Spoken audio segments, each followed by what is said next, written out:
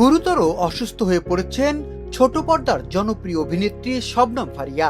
এক সপ্তাহের বেশি সময় ধরে গলার গুরুতর সংক্রমণ ও টনসিলের প্রদাহে ভুগছেন তিনি। এ কারণে কথা বলতেও সমস্যা হচ্ছে এই অভিনেত্রীর।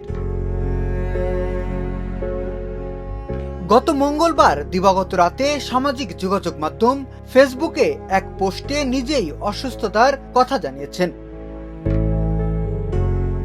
পোস্টে শবনম ফারিয়া লেখেন, গলায় গুরুতর সংক্রমণ ও টনসিলের প্রদাহে ভুগছি। 8 দিন ধরে আমার কণ্ঠস্বর বন্ধ হয়ে আছে। 5 জানুয়ারি থেকে অসুস্থতা শুরু জানিয়ে ফারিয়া লেখেন, সেদিনই কথা বলার শক্তি হারিয়ে ফেলেছিলাম।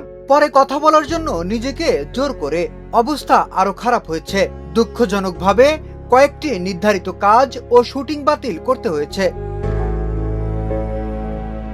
বর্তমানে শারীরিক অবস্থার কারণে কারো সঙ্গে ফোন কলে যোগাযোগ রাখতে পারছেন না বলে দুঃখ প্রকাশ করে অভিনেত্রী লেখেন, অনেক ফোন আসছে কিন্তু ধরতে পারছি না, খুব জরুরি হলে দয়া করে টেক্সট মেসেজ পাঠান।